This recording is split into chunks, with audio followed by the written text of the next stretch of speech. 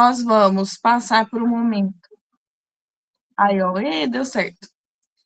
Depois, nós vamos ter um momento, um encontro, para discutir o que é sofrimento psíquico, né, para Vygotsky, e depois nós vamos adensar essa discussão, né, com a noção de que esse sofrimento possui uma base cognitivo afetiva, né? Esses textos, gente, são todos muito facinhos, de fácil acesso. Existe lá no grupo, né, que a gente manda um drive com os textos. Acho que em algum momento aí a Micaela deve colocar aí também no chat o drive, né? Ou se não já colocou. Ah, já colocou. Beleza. Muito bom, muito bom. Tem no site e no grupo, né? Ótimo. E aí, gente, a ideia é essa, que a gente passe por esses conceitos. Então, assim, a minha ideia foi essa. Vamos pegar questões centrais dentro da clínica. O que aparece na clínica, né? Sim, na minha experiência como supervisora. Claro, a Micaela manda aí no grupo. No grupo não, no chat, perdão. Que são temas centrais que sempre vão aparecer, né, na clínica de um modo geral, né? Primeiro, essa dimensão do sujeito, desse atravessamento, a concepção de adoecimento e a concepção de consciência, né? E o papel do psicólogo. Para mim, esses temas são os centrais. O que uma pessoa precisa ter muito clara, ter essa base muito consolidada para conseguir fazer uma clínica histórico-cultural, né? Isso da minha experiência aí com as minhas orientandas de estágio, né, e tudo mais. Então, a ideia é que a gente trabalhe isso.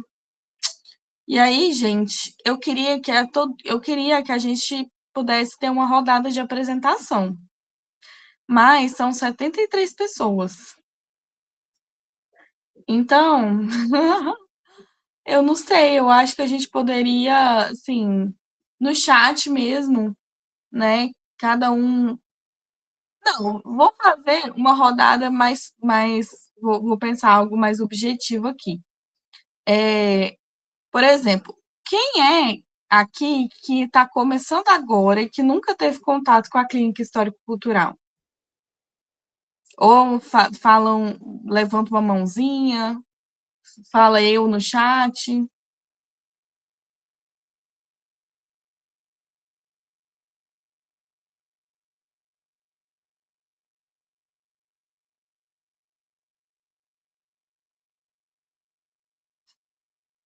Ok, tô vendo aqui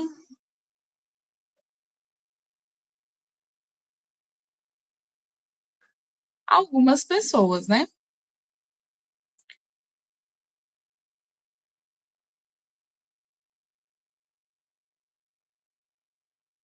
Legal. Quem aqui é aluno de psicologia? Ainda está na faculdade?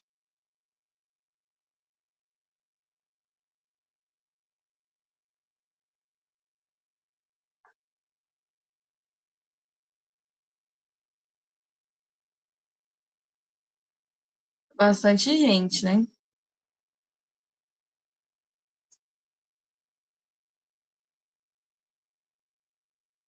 Massa. Bom, pelo que eu entendi, então, tem mais profissionais formados aqui na sala do que estudantes, é isso? É porque tem algumas pessoas com a mão levantada, mas não são a maioria, não.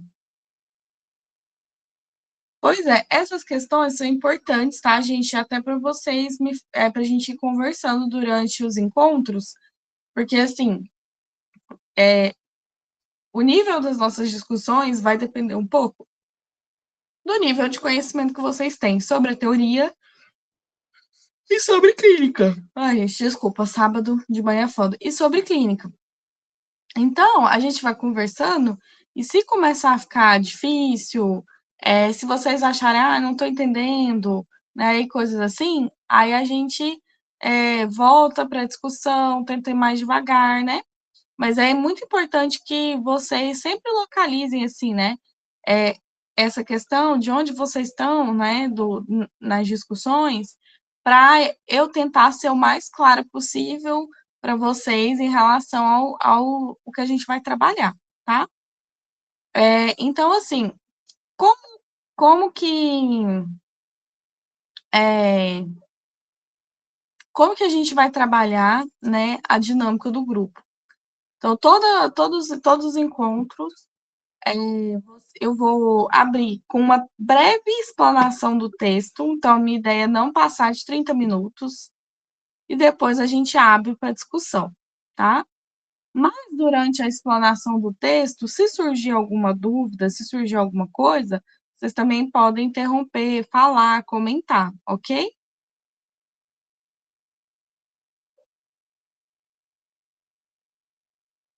Beleza? Então, vamos começar?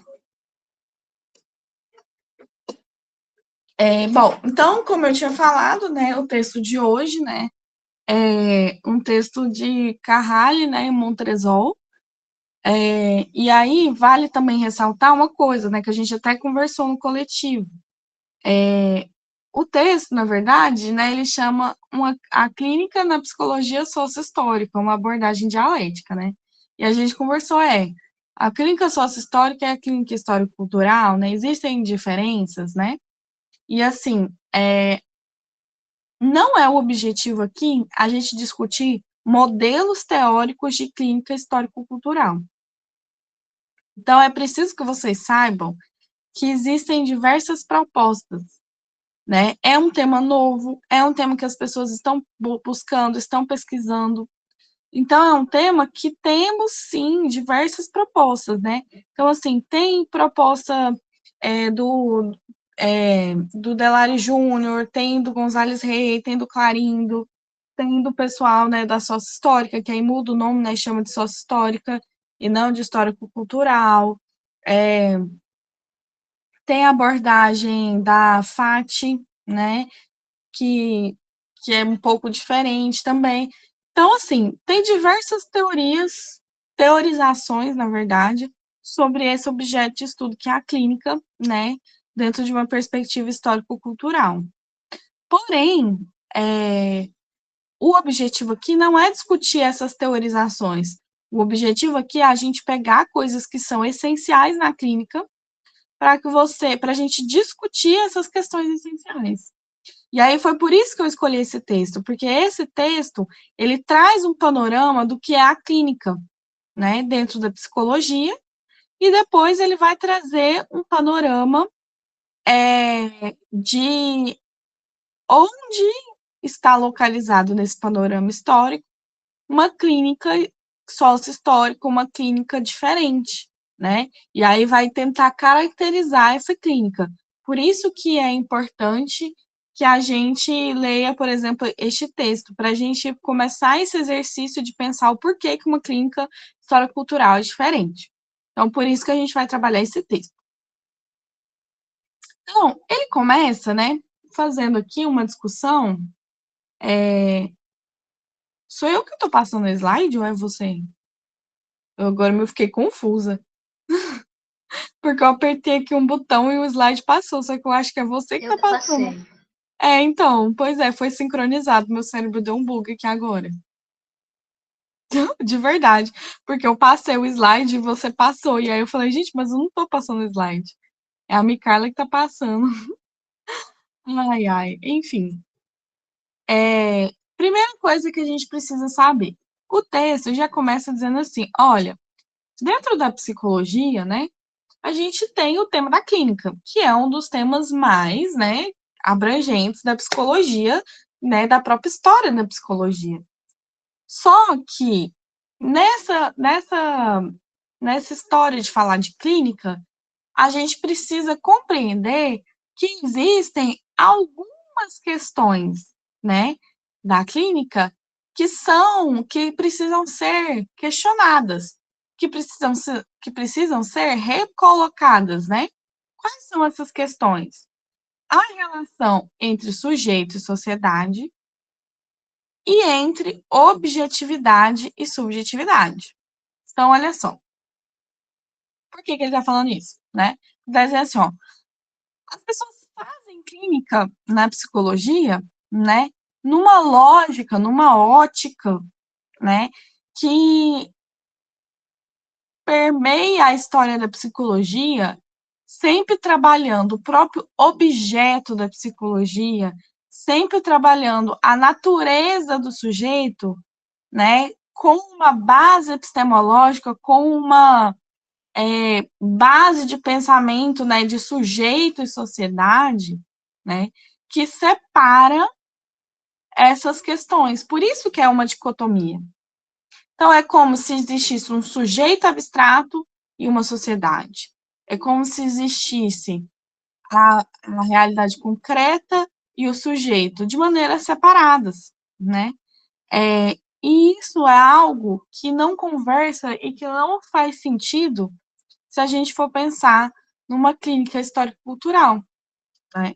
Então, se vocês repararem, né, o texto vai mais para frente, tentar dar um desenvolvimento para essa primeira noção aqui de dicotomia, fazendo um panorama histórico, né, do que é a psicologia e tudo mais, né, do que é a psicologia clínica, justamente por causa, né, dessa visão de sujeito-sociedade, né, muito abstrata, muito dicotômica, né.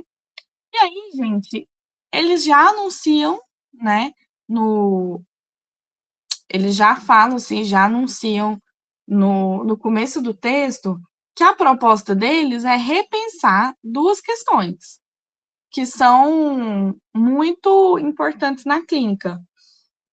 O primeiro é o cenário terapêutico, e o segundo são os pressupostos epistemológicos, né? Então, assim, por que a gente precisa pensar o cenário terapêutico e os pressupostos epistemológicos?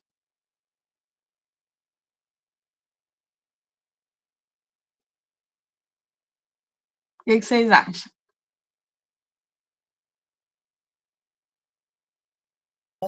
Tem como repetir, por favor, que eu não entendi, não.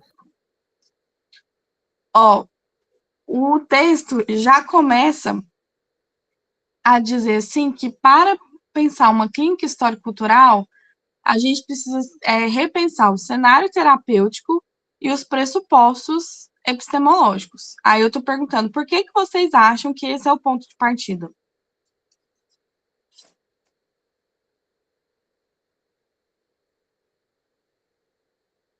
Aí alguém já falou aqui, ó, para conectar teoria e prática também.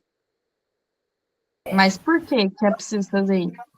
Eu fico pensando na importância de olhar para uma ciência que se constitui numa sociedade burguesa e perceber o que há de ideológico e as possibilidades de transformação que se tem a partir de como ela é feita. Também. Também. Para não o quê? Peraí. Ai, gente, peraí, eu preciso criar alguma dinâmica aqui comigo mesma para conseguir acompanhar tudo. Para não cair em viés psicologizantes também.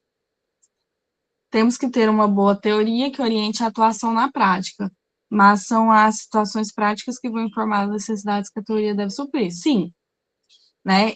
Ó, o que vocês estão falando, tudo se complementa. Por quê? Porque quando a gente está falando dessa noção aqui, ó, de repensar o cenário e repensar os pressupostos epistemológicos, né? Primeiro ponto, volta no que o Ícaro está dizendo. Porque existe uma articulação entre teoria e prática. Então, se a gente está pensando uma prática clínica diferente, a gente precisa mudar os pressupostos dessa clínica para ela ser diferente, né? Básico. Mas, além disso, a gente também precisa não só pensar a clínica como uma prática, porque para a clínica ter se transformado numa prática, ela veio embutida é ruim, né? Ela veio, né, intrínseca ali junto com questões teóricas, desde o seu princípio, desde a sua criação, né? E se a gente não tenta desvelar isso, se a gente não tenta demonstrar de onde é que a clínica tradicional tira as suas ideias, tira os seus pressupostos para fazer essa prática, a gente pode acabar fazendo uma clínica igual às outras clínicas que já existem e já estão sendo feitas. Entende essa lógica? E aí entra no que eu não sei quem falou, mas acho que foi o Francisco, não foi? Foi, né?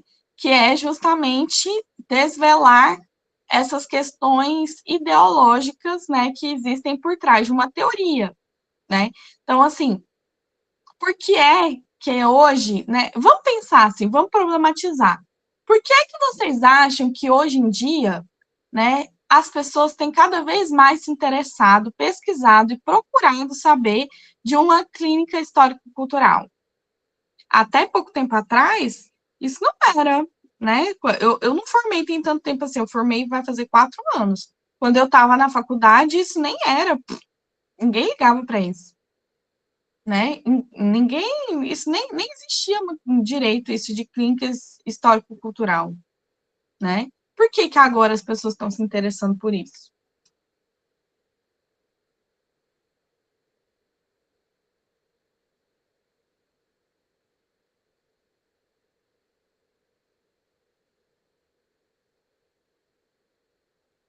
Não foi uma pergunta retórica, gente, fala comigo.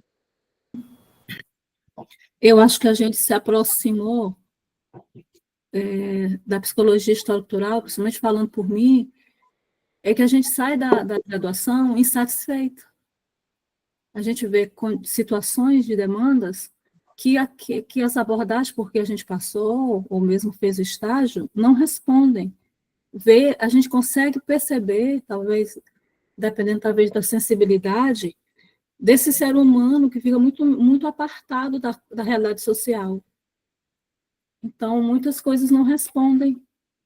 E a gente vai buscando outros modos, né, outras teorias que possam ajudar a gente nesse sentido. E quando a gente começa a ler sobre a história cultural, muito responde coisas que a gente teve, né, indagações ao longo de todo o curso da graduação. Então, acredito que muita gente aqui teve a oportunidade de estar fazendo PhC já na graduação, né, que não é o meu caso.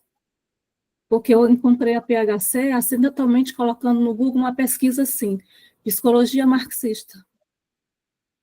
Então, acho que tem a gente caindo assim meio de paraquedas, né, na PhC. Sim, sim.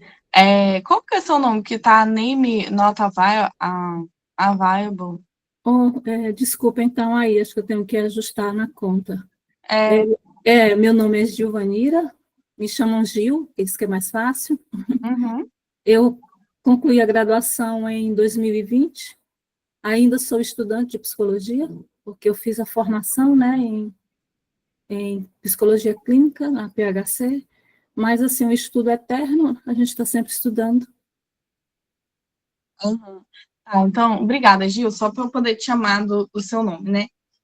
Gil, eu acho que você foi, assim, cirúrgica na sua fala, né? E o pessoal tá aqui conversando no chat também, e já é muito louco isso, eu tô tentando acompanhar aqui o que vocês estão falando e o chat.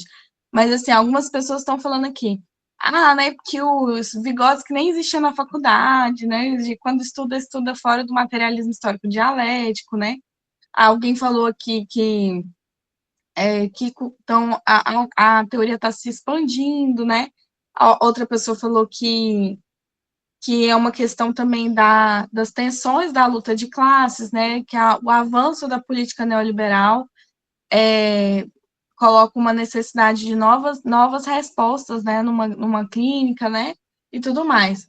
Então, assim, todas essas questões que vocês estão falando, nossa, socorro, mais mensagens, é muito difícil. Gente, vocês vão me ajudando aí. O que acontece, né? O fato de existir essa clínica, que ela está tendo boom, tem tanto interesse, tem tudo a ver com as nossas necessidades enquanto profissionais, com as nossas construções enquanto sociedade, né, de buscar respostas para as questões que estão acontecendo. Então, por isso que eu acho que a fala da Gil foi cirúrgica. Porque o que está acontecendo, né? A clínica não está sendo como ela sempre foi feita, como ela sempre foi teorizada, né? Que é o que a gente vê aí, né, no slide, né? Que existe um set, porque existe uma teoria, existe uma relação de teoria e prática, né? E essas teorias que já sempre existiram, como por exemplo, a psicanálise, né? As mais famosas, né, que é a psicanálise, a comportamental, né, e as humanistas, elas não estão dando conta do que se chega na clínica, né? Existe também, claro, né, que a gente não pode negar, uma ampliação também do próprio campo profissional da psicologia, né? Então, se a gente tem mais pessoas se formando em psicologia, nós temos mais profissionais, nós temos uma saturação do mercado, nós temos mais psicólogos para mais pessoas, psicólogos que muitas vezes, para se colocar no mercado, vão precisar cobrar mais barato, né? E cobrando mais barato, vão acessar outras camadas, né, da população. E aí, quando chega nessas camadas da população, como você dá respostas para o sofrimento que o sujeito está te trazendo, né? Como dar respostas para questões que muitas vezes são atravessadas, né, por questões sociais. Então, esse é o ponto que eu acho. Pode falar, Francisco.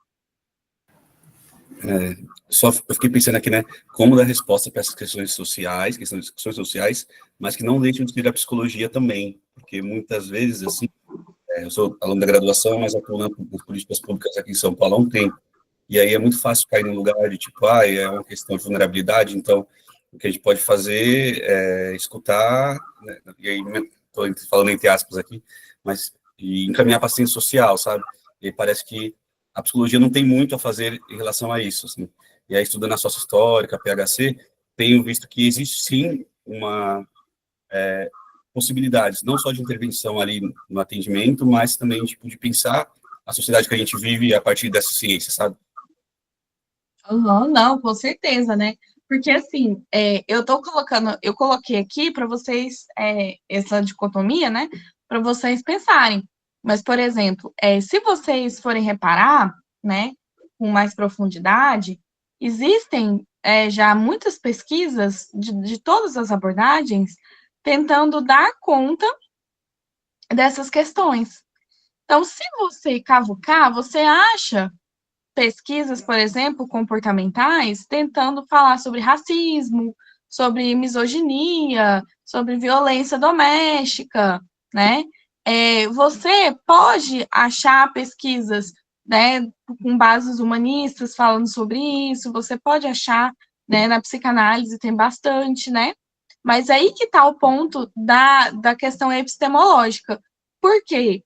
Porque quando a gente vai olhar como essas teorias estão teorizando sobre o social, muitas vezes as questões, né, giram em torno do que o Francisco está falando. Então a gente precisa, por exemplo, uma coisa que eu, como profissional, vejo muitas pessoas de outras abordagens falando, né? Colegas mesmo de trabalho. Eu sempre falo com meus alunos que eles têm que considerar o social na hora de fazer o atendimento. Tá, gente, ok, né? Só que a psicologia sociohistórica não está dizendo que a gente só tem que a gente tem que considerar o social, né? Por quê? Porque considerar o social é uma coisa meio óbvia, né? É um pressuposto epistemológico, né? Não se trata disso. Né? Se fosse isso, não precisava de uma teoria nova, né? Tem muito mais a ver com o que o Francisco falou, que é entender que a gente não tem que só considerar, mas que a gente precisa transformar essa realidade social. Conseguem entender isso? Alguém levantou a mão aí, pode falar. Oi, filho. Bom dia. Tá Bom dando dia. pra ouvir bem? Eu tô sem microfone e tô só no celular. Não, tá Mas de boa.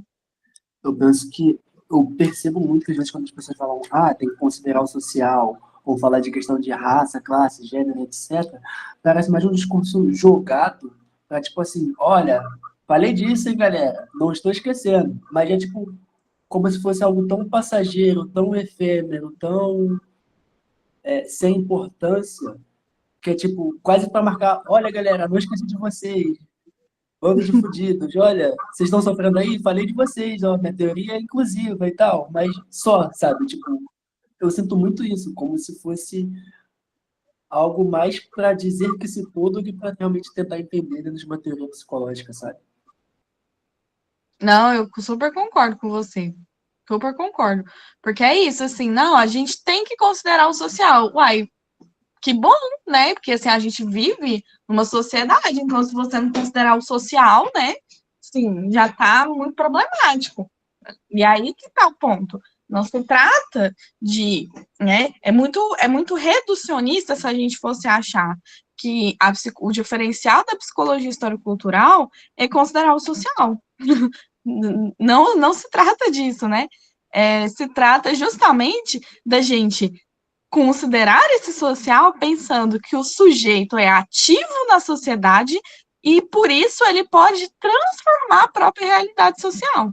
Né? Peraí, que vocês falaram um monte de coisa aqui, eu não acompanhei. Deixa eu ver. Ó. O que me leva a sempre pensar, será que toda psicologia é social? Ouvimos na que fiz muito isso na graduação. Bom ponto, já vou retomar. Esse considerar o social sempre me quebra, porque tratam quase como um apêndice, quase como um epifenômeno, quando na verdade é impossível enxergar um homem sem o social, exatamente. Também ouvi isso, não sei na sua, mas acabou que a pergunta ficou sem resposta até o fim da graduação. Inclusive, outras abordagens também consideram o social em certo nível. Sim, sim, Gustavo, né? Tem, por exemplo, o Skinner, né? Quando ele vai falar lá, né? Que existe os 3 níveis de seleção comportamental. Um desses níveis é o cultural. Ele não está desconsiderando o social. Só que, para ele, social é comportamento, né? Então, assim, qual é a concepção que ele está trazendo de sociedade? Esse é o ponto, né? No fazer da clínica dos grupos, não. Peraí, como é que é? Não, me perdi aqui. Não se deve ser que isso que a pessoa quis falar, não se deve levar em conta o social como uma totalidade, não. Não se deve ou se deve? Se deve? Deve ser se deve, né? Inclusive, uso disso para tratar da PHC como uma teoria política ou social, não como uma teoria psicológica de fato. Não acredito que toda psi considere o social. Aliás, o que é considerado social? Porque vai além do campo território interseccional da população negra, por exemplo, não é considerado em toda clínica. Então, mas pode falar, Vitor. Rapidinho, uma coisa que a gente ouve muito na graduação é, por exemplo, a relação do biopsicossocial, só que é assim, ainda que essas 3 coisas estejam ali, sejam fatores que existam, isso não diz nada da relação entre essas 3 coisas e como que elas, por exemplo, estão presentes no desenvolvimento do ser humano. Então, a gente na PHC, a gente sabe que o social, ele é meio de desenvolvimento, ele é a via do desenvolvimento do ser humano, e não é como se fosse só uma das 3 elementos que estão ali. Então, psicológico, biológico, se determina a partir desse social. Então, Uhum.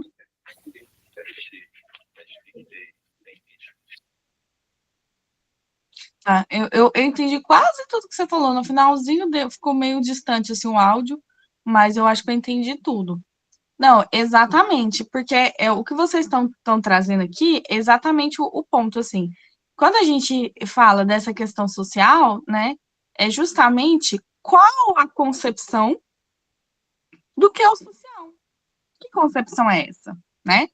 Do que é o social, né? Aí o pessoal lá em cima falou, né, que existe alguma psicologia que não seja social, né? Essa resposta tem a ver com o que o Vitor está falando. Se a gente toma a teoria do Vygotsky, né, a teoria, né, histórico-cultural, né, como base, não há como se pensar um sujeito que não seja social, né? Porque o sujeito, ele é forjado no seu desenvolvimento nas relações sociais. Então, onde tiver um indivíduo isolado, vai ter social. E onde tiver, né, um grupo de pessoas, vai ter individual, né? Assim, de forma bem simples. A gente vai falar melhor disso no próximo encontro, né? Mas, assim, a concepção de sujeito, né, que a gente tem dentro da psicologia histórico-cultural é de que todo sujeito carrega consigo a história do desenvolvimento humano, a história do desenvolvimento social da humanidade. Então, não existe clínica, né, sem o social, e não existe social sem o que é individual também, né? E aí, gente, uma coisa que, por exemplo, para dar um outro exemplo, para ficar fácil para vocês entenderem a questão, né? Eu já trabalhei como psicóloga escolar também, né? E na psicologia escolar, a gente tem muito aquela questão de, não se pode fazer clínica na escola, lá, né? E aí, uma vez, quando eu estava trabalhando, né, as pessoas ficavam repetindo isso muito. Não se pode fazer clínica, não se pode fazer clínica, não se pode fazer clínica. Aí, minhas colegas lá do trabalho, né, faziam uma proposta de atividade na escola. Qual era a proposta de atividade? Né, fazer uma palestra em que elas iam ensinar, né, o que era ansiedade, quais os sintomas e como identificar o que era ansiedade, né? E aí, quando eu vi essa palestra, né, o que eu lá sozinha pensei? Falei, né, pensei assim, bom, a gente banalizou o que é fazer clínica, né? Porque, assim, não é porque você colocou 30 pessoas numa sala e vai dar uma palestra sobre o que é ansiedade, que isso não é clínica. Que não é um fazer psicologizante, né? Então, sem divã igual a sem clínica, não é isso, né? Entender o que é a clínica é justamente entender o que é a lógica clínica, o pensamento clínico, a teorização por trás do que é clínica. Porque você pode fazer um atendimento individual com o seu aluno e não reproduzir uma lógica clínica, né? Eu posso chamar lá uma pessoa em sofrimento, sei lá, né? O aluno está em crise, aí você vai lá, né, na escola, chama ele para conversar, tem uma conversa individual com esse aluno, e não está fazendo clínica.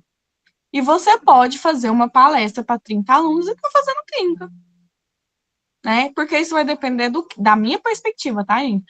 Isso vai depender do quê? Né? De como é que você está compreendendo o que é clínica e o que é social. E aí que vem o giro epistemológico, né, que a gente está falando aqui, que é a psicologia histórico-cultural, né? E aí, para avançar aqui, gente, porque, tipo assim, tem 22 slides e a gente está no terceiro. Mas não tem problema não, tá ótimo a conversa.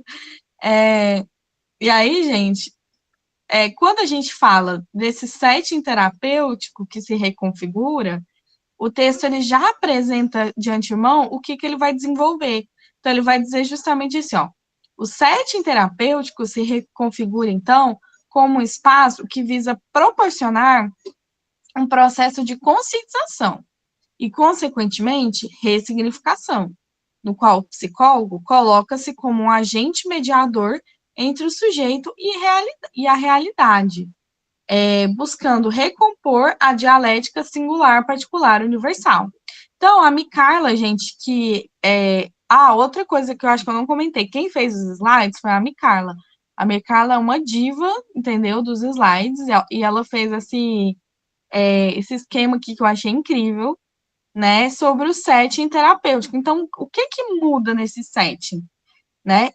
Qual é essa primeira bolinha aqui é o objetivo da psicoterapia, que é o quê? A conscientização, né?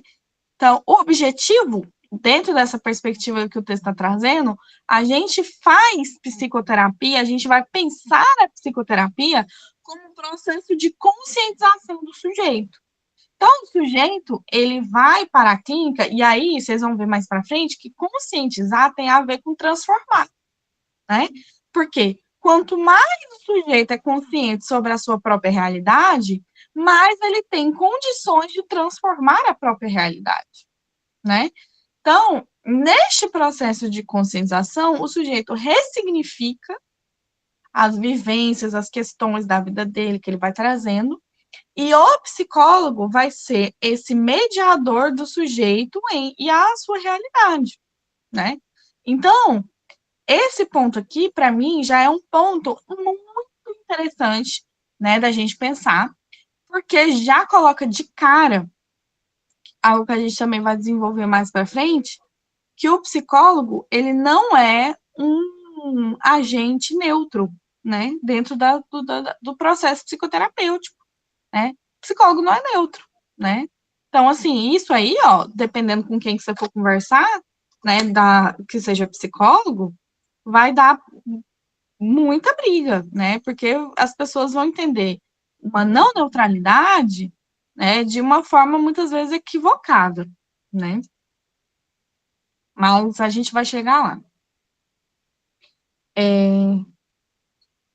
Aí tem aqui também, né, a questão de como que esse processo vai se dar, né?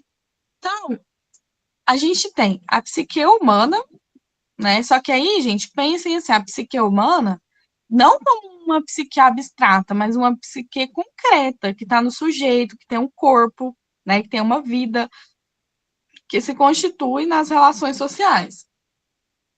E essa psique humana, porque é concreta, né, tá nessa relação com a objetividade, né? E esses processos da relação do sujeito, né, com a sociedade vão produzir a consciência humana, né? E os processos inconscientes também, né, que existem, né, dentro dessa relação. Né? A gente não vai conseguir por agora falar, né, de inconsciente e tudo mais, mas, assim, o texto cita um pouquinho, né, por isso que está aqui. Então, o que ele está destacando, né, o texto? Que a fala, o diálogo, né, a dialogia, na verdade, né, ela é o principal método que se usa na clínica.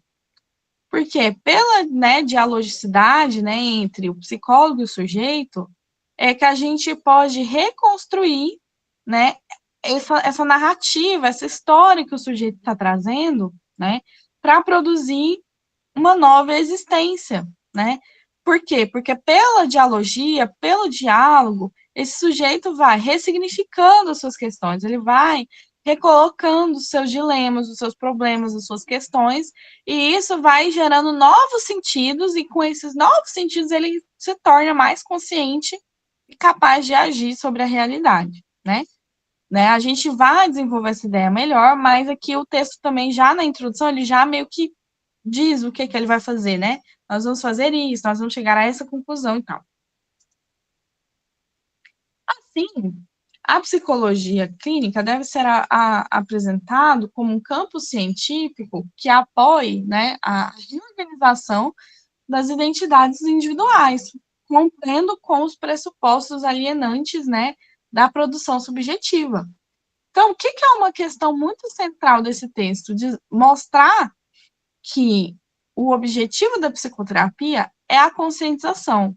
E a conscientização, ela está justamente ali, ó, muito interligada com a noção de alienação.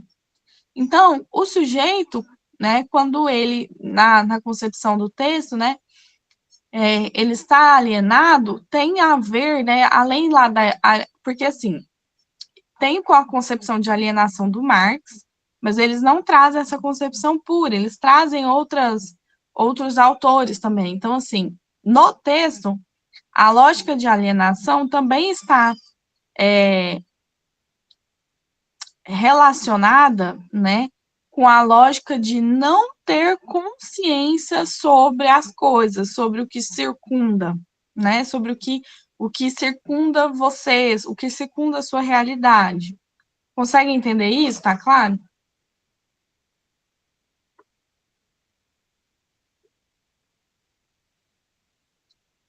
E aí, ó, vamos entrar aqui, né, na outra parte do texto, que é quando ele começa a falar pode passar já, Micael, da clínica, da história da clínica.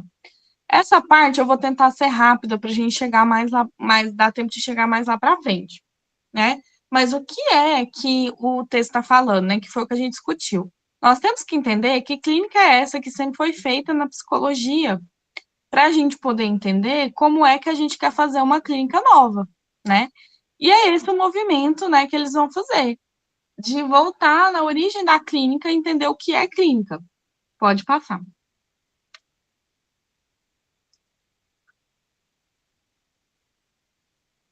Então, gente, o que essa clínica, né, começa a fazer, né?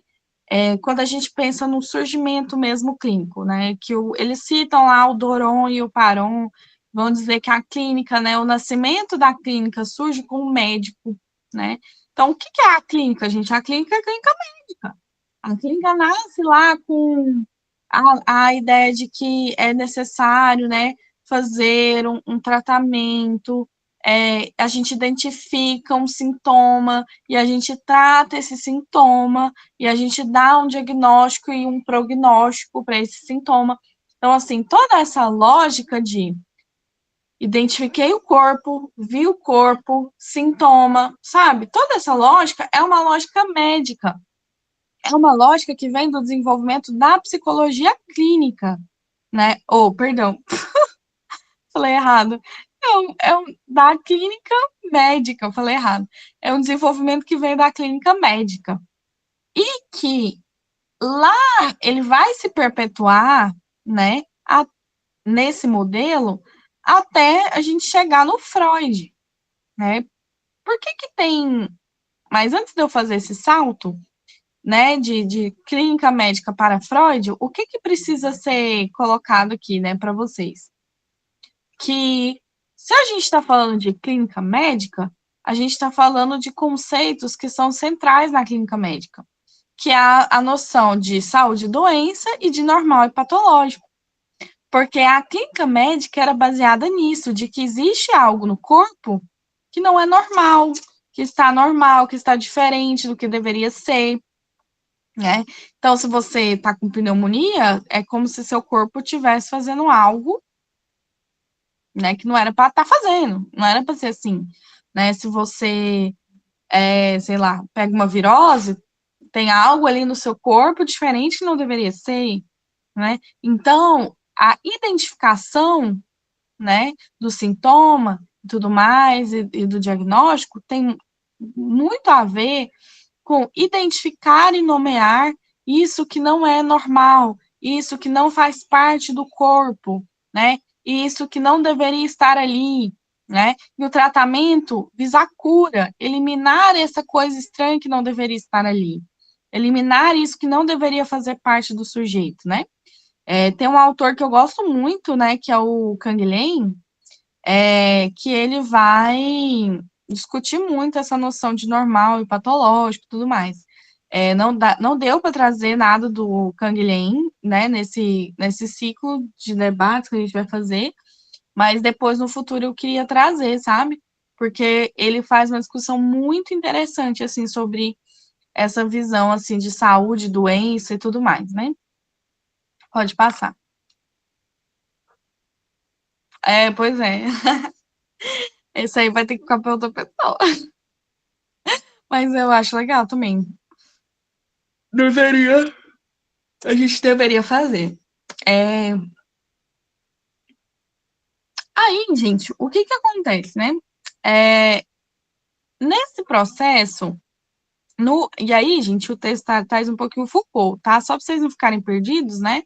O Foucault, ele vai desenvolver essa história da clínica, né? Ele tem um livro sobre isso, o Nascimento da Clínica, e ele vai dizer lá, ele tem toda uma categorização de que a clínica, primeiro ela nasce como uma clínica enciclopédica, depois ela nasce como uma clínica sintomatológica, e aí quando começa a Idade Moderna, aí que ele lança a noção de biopoder. Por quê? Porque a noção dele de biopoder é uma noção de que existe um poder biológico sobre o corpo do sujeito, né? E aí, por isso que eles citam aí, né, que o discurso médico passa a estar articulado com as questões políticas, sociais, porque aí é você saber o que é o corpo, o que é a doença, o que é o normal, o que é patológico e tudo mais, é, de alguma maneira, ter poder sobre o corpo do outro, né? Uma abordagem Foucaultiana, né, que não é marxista, estrito sensu, né, mas que os autores trazem no texto para fazer esse panorama histórico, né? Que é importante também, né, a gente compreender, né, o que existe de análise, né, sobre essas questões já na realidade, que a gente está analisando agora, né, mas tem outras pessoas que já, sobre outras bases epistemológicas, estavam pesquisando isso também. Pode passar. Daí, gente, essa medicina, né, essa medicina do corpo, do controle, né, do normal, do patológico, como é que é? Peraí, alguém falou alguma coisa.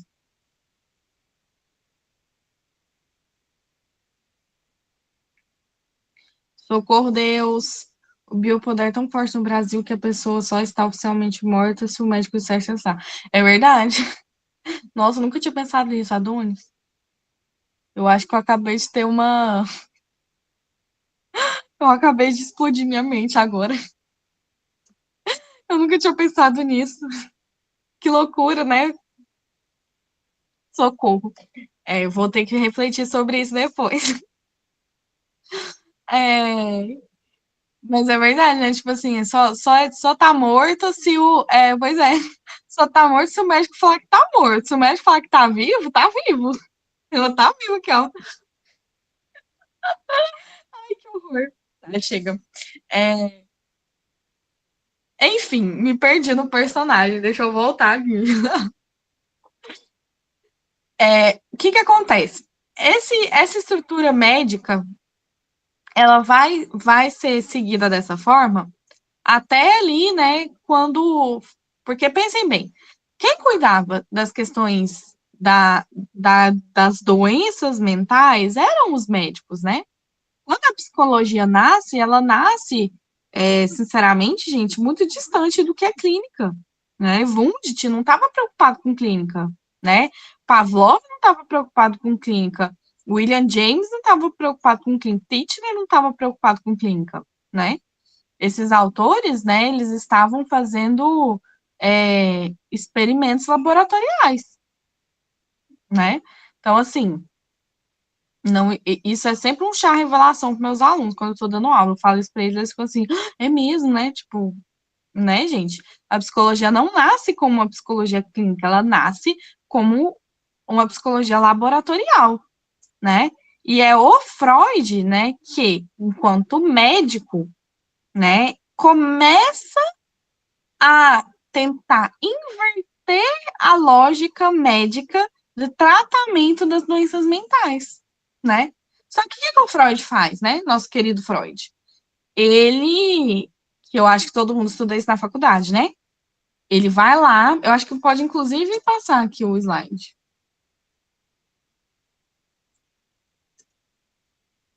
Não, pera, não tá. Isso, esse aí, esse slide. O que o Freud, nosso querido Freud, faz, né? Ele vai começar a observar que o tratamento que as pessoas davam lá para as histéricas, né, para o pessoal, não era eficiente. A hipnose não era eficiente. Né? A pessoa lembrava do trauma quando ela estava hipnotizada, quando ela saía da hipnose, né, do transe, ela esquecia do trauma.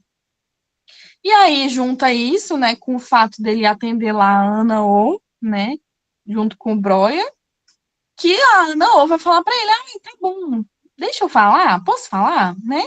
E aí ela começa a falar e apresenta melhoras. Então, o que ele começa a perceber, né? Que talvez exista uma necessidade de inverter a lógica médica, né? Ou seja, né? Talvez não seja o médico que tem respostas sobre o que o doente está sentindo. Talvez o doente tenha as respostas e a gente tem que deixar ele falar. Então, nesse sentido, gente, quando Freud cria a análise, né, ou esse modelo de psicoterapia, né, ele está modificando muitas questões fundamentais da clínica médica. É ele que inaugura a clínica psicológica, né, da forma como a gente conhece hoje enquanto psicoterapia. Só que aí o Freud avança nesse sentido de dizer que é o sujeito que precisa falar, mas ele acaba perpetuando outras questões, né, que continuam deixando a psicoterapia numa lógica, né, bastante individualista, né, e bastante biomédica, né? Em que sentido, né? Quem aí acha que consegue sacar por que que isso eu acho que eu não fui clara, eu vou tentar, às vezes eu me perco assim nas minhas falas, mas assim, ó, por um lado, ele rompe com a clínica médica, porque ele coloca o sujeito no centro. Mas o que é que, na teoria do Freud, ele continua perpetuando o modelo biomédico?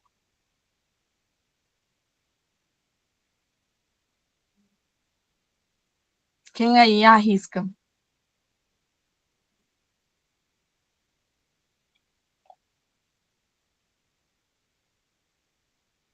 Ninguém?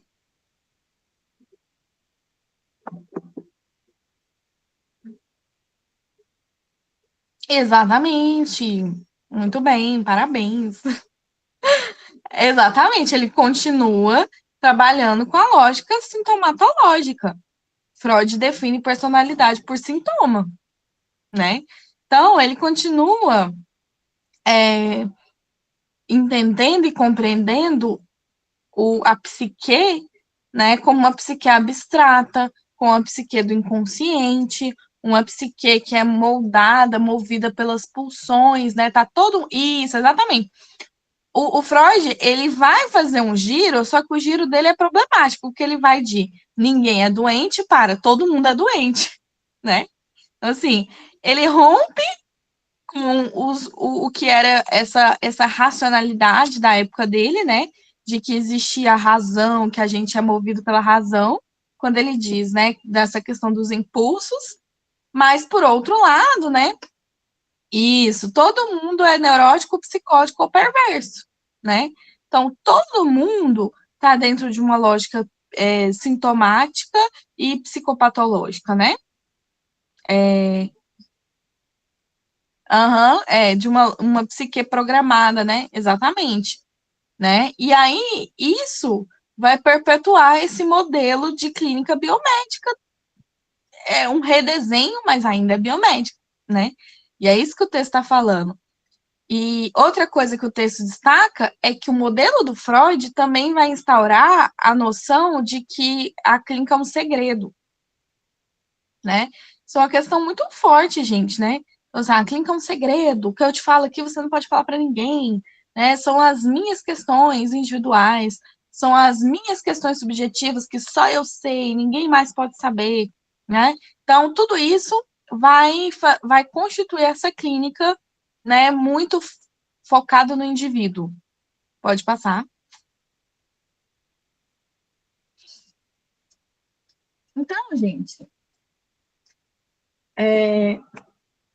logo, as raízes da clínica se mantêm calcadas no modelo biomédico, no qual o profissional deve observar e compreender para posteriormente intervir sobre os tratamentos e manejos clínicos que objetivam uma possível cura ou ajustamento social. Né? Conclusão, chá revelação, né? Uma clínica higienista, uma clínica que está tentando, né, colocar esse sujeito, né, em um movimento de adaptação social, de ajustamento social, né? A gente volta toda aquela discussão lá dos manicômios, da loucura, o que é loucura, lá, né? Todas aquelas questões, né?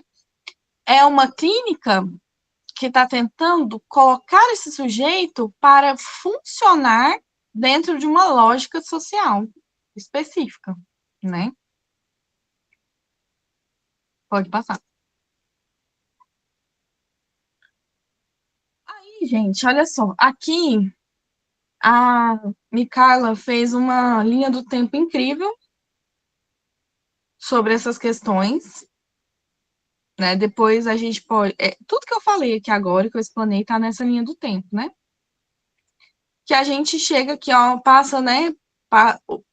Uai, eu tava... Calma, volta aí. A gente passa aqui, ó, desde da clínica, né, médica lá do Aristóteles e tal, até essa questão higienista, né, do modelo social. Pode passar agora.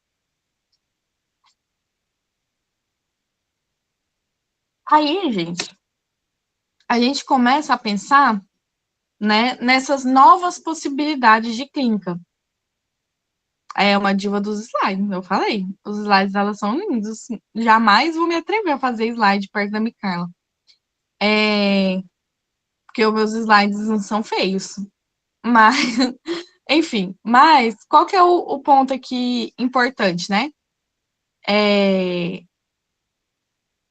Que o texto traz toda essa história da clínica para ele fazer uma contraposição.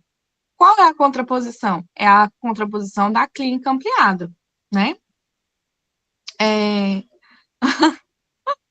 Grupo de estudos de design, eu amei. Esse eu faço, hein? Esse aí eu faço. Qual que é a grande questão, né? A clínica ampliada, ela vai aparecer aqui como uma oposição a essa clínica tradicional biomédica, né? E aí os autores, né, vão explicar, né, que a clínica ampliada tem tudo a ver com a discussão sobre saúde coletiva, sobre o surgimento do SUS, sobre a popularização do tratamento médico ou do tratamento psicológico no Brasil. Então, é uma discussão também interessante, porque volta naquilo que a gente colocou lá no início da discussão. A gente precisa pensar uma clínica diferente, porque essa clínica também começa a aparecer diferente para as pessoas. Então, quando não existia o SUS, quando não existia o RAPS, né, o sistema, né, de saúde psicológica dentro do SUS, a clínica, ela ficava realmente aquela clínica burguesa, de uma prática liberal, voltada para uma camada da população. E aí, de repente, a gente tem, né, uma clínica que vai atender a população mais, né, menos abastada, uma clínica que é universalizada para todas as pessoas. E aí? Será que aquele modelo de clínica individual funciona, né? Não. E aí começa a pensar esse modelo de clínica ampliada. Pode passar.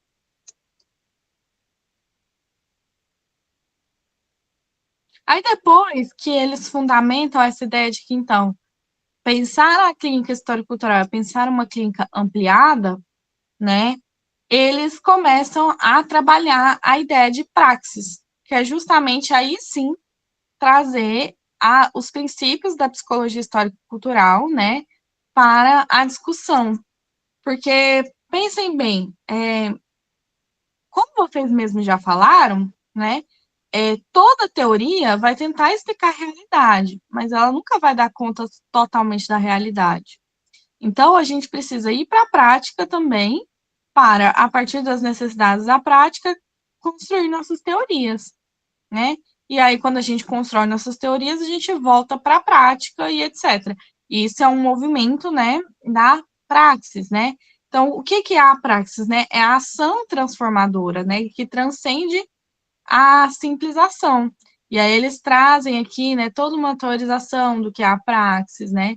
É a atividade concreta pela qual os sujeitos se afirmam no mundo, modificando a realidade objetiva. E para poderem alterá-la, transformam a si mesmos. É a ação que precisa de reflexão da teoria, e a teoria que remete à ação, né?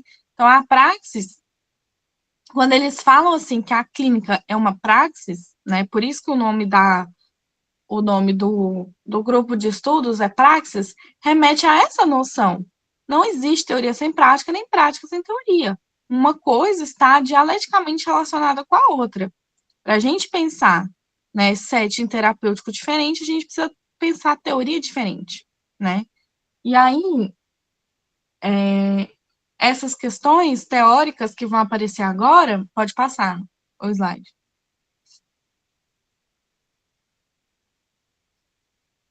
E aí, essas questões, né, teóricas que vão permear, né, essa visão de clínica nova, né, passam justamente pelas concepções da psicologia histórico-cultural. Então, eles definem aqui o que é clínica ampliada e, em seguida, dizem: a clínica, pensada na perspectiva da psicologia sócio-histórica, deve assumir o papel ativo do sujeito enquanto produto e produtor da sua realidade.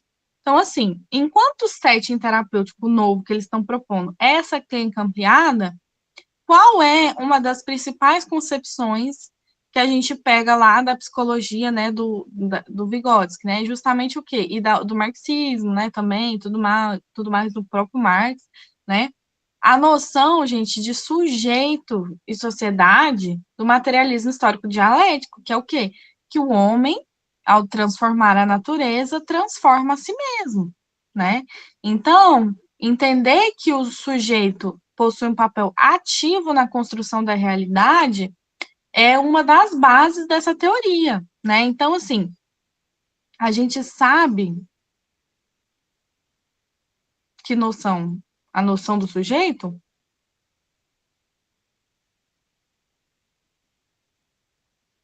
Não é? Eu vou repetir. Isso, é. A noção que eles estão trazendo é de que o. Então, é o que eu falei. Essa visão aqui, ó, de que o sujeito assume um papel de produtor de produto e produtor na sua realidade, na verdade, eles estão tirando isso aqui lá do materialismo histórico dialético. Essa visão aqui é a visão de sujeito do Marx e do Engels, né? Essa visão aqui é a visão lá que eles vão fundamentar no Capital, na ideologia alemã, né? E, enfim, todos os textos dele, né? Como aqui a gente está discutindo mais a clínica, a gente não dá para voltar tanto lá no Marx e no Engels, sabe? Mas isso vem deles, vem de lá, né? Então, o que o Marx vai dizer? Que o homem, né, pelo trabalho, transforma a realidade. Né? E ao transformar a realidade, ele transforma a si mesmo. É disso aqui que eles estão falando. Então, percebam que para mudar a clínica, né, precisa mudar o pressuposto. E aí que a gente entra também numa outra questão, né, que vocês mesmos falaram, né, que quando a gente fala de psicologia histórico-cultural, muita gente acha que, psicologia infantil, sei lá, psicologia cognitiva, né, e esquece que a teoria, né, a psicologia, né, a teoria histórico-cultural, ela tem pressupostos epistemológicos, né, e esses pressupostos são marxistas, quer queiram as pessoas, quer não. Então, trabalhar com a teoria do Vygotsky sem trabalhar numa perspectiva que considere as suas bases epistemológicas é distorcer a teoria do autor, né? Pode passar.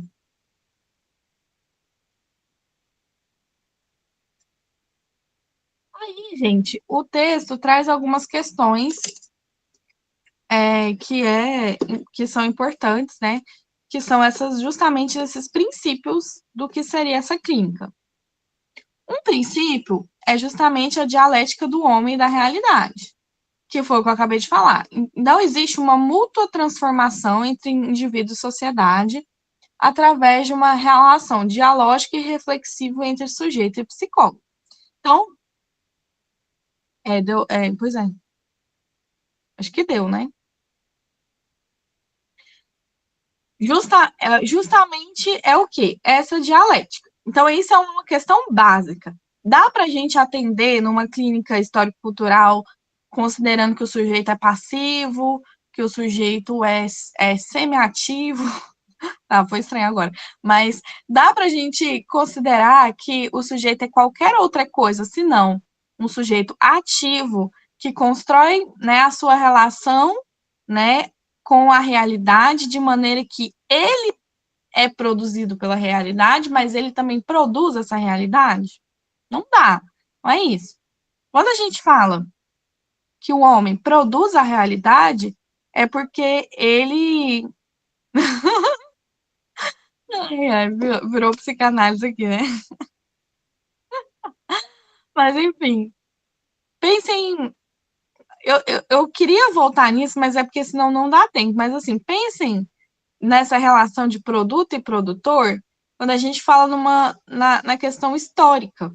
Então, assim, a gente vive num tempo histórico e a gente é produto desse tempo histórico que a gente vive. Mas, ao mesmo tempo, a gente produz o nosso tempo.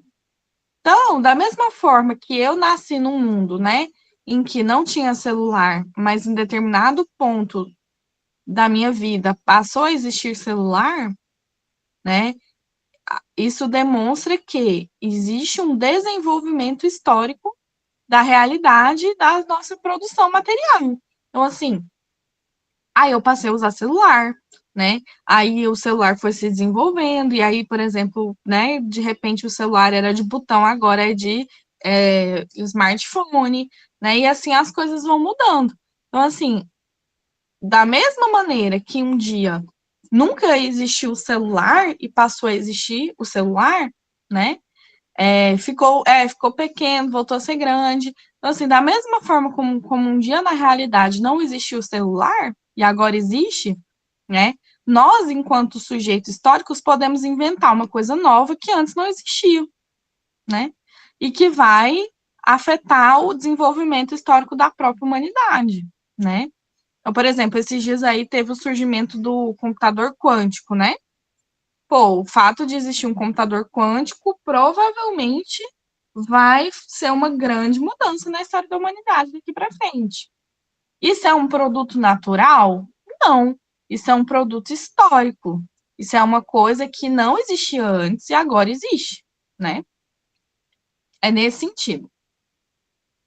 Aí a gente tem aqui a mediação do psicólogo e a decodificação da realidade.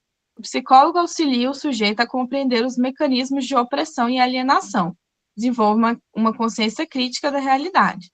Aí, gente, que tal o ponto? O papel, que eu acho que é o que eu quero finalizar, não é finalizar, mas, tipo assim, é o ponto-chave que eu queria, né, que a gente trabalhasse mais, que é justamente esse papel do psicólogo como mediador, né? Por quê? Porque é aí que o pessoal, né, do texto vai dizer e deixar bem claro, o psicólogo não é neutro, porque se o psicólogo for neutro, ele não vai ser um mediador, né? E dentro da psicologia histórico-cultural, né, quando a gente volta lá nos fundamentos do Vygotsky, o Vygotsky vai dizer justamente o quê, gente? Que o nosso desenvolvimento, o desenvolvimento do nosso psiquismo, se dá pelas relações sociais. A primeira lei geral do desenvolvimento humano lá do Vygotsky, né, é que o desenvolvimento ocorre, né, de fora para dentro. Toda função psicológica superior ocorre primeiro nas relações sociais e depois elas são internalizadas, né? Então, pensem assim, o desenvolvimento do nosso psiquismo ocorre nas relações sociais, que são mediadas pelos signos, pelos instrumentos, né, pelos instrumentos técnicos semióticos e tudo mais, né? Como é que numa clínica a gente vai ser neutro? Como é que o psicólogo vai desaparecer e ser um sujeito abstrato se o desenvolvimento ocorre na relação? Então, existe uma relação entre o cliente, paciente, sujeito, né, enfim, e o psicólogo. Eu vou trazer, calma. Existe uma relação entre essas duas pessoas. E é só porque existe uma relação entre dois sujeitos que existe desenvolvimento. Se não houvesse duas pessoas se relacionando, não existiria desenvolvimento, porque o desenvolvimento só existe porque existe o outro.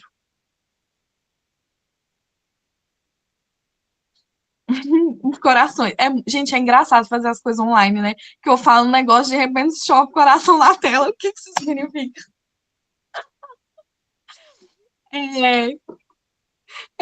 Mas, enfim, o que é importante que vocês entendam? Que aí eu já vou mostrar o exemplo. Que a ideia de neutralidade, o que está imbuída na ideia de neutralidade, né?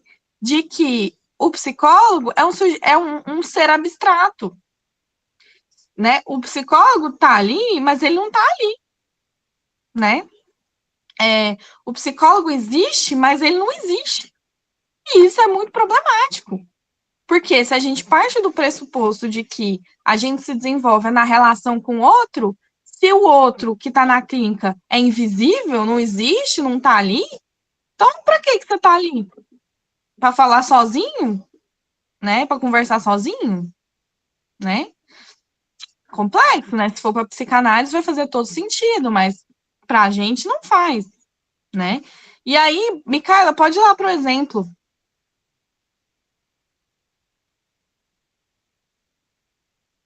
Aí, gente, o texto, ele dá dois exemplos, ele traz dois casos. Espera aí que vocês estão falando coisas aqui. A contradição da suposta neutralidade é que ela serve à manutenção do status quo. E o conservadorismo pode ser tudo, menos dentro. Exatamente. Justamente. O Francisco teve que sair. Tchau, Francisco.